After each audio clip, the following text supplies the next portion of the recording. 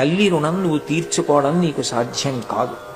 ఎందుకనంటే మనం అమ్మ కడుపులోంచి వచ్చినప్పుడు నాభీబంధం తెగిపోతుంది, అంటే బొడ్డు కోసేస్తారు, కానీ హృదయ బంధం మిగిలిపోతుంది.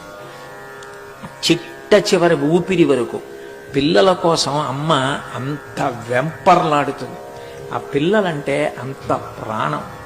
ఆ బిడ్డలు కడుపులో పెరుగుతున్నప్పుడు నిజానికి ఒంగోలేక, తనకిష్టమైంది తినలేక వాంతులవుతుంటే అంత కష్టానికి ఓర్చి ఎక్కడ కాలు జారి పడిపోతానోనని అంత నెమ్మదిగా అడుగులు వేస్తూ అంత జాగ్రత్తగా ఉండి, ఒకవేళ ఆ బిడ్డని కంటున్నప్పుడు విశేషంగా నెత్తురు పోయిన కారణం చేత తాను మరణించినా మరణించవచ్చు.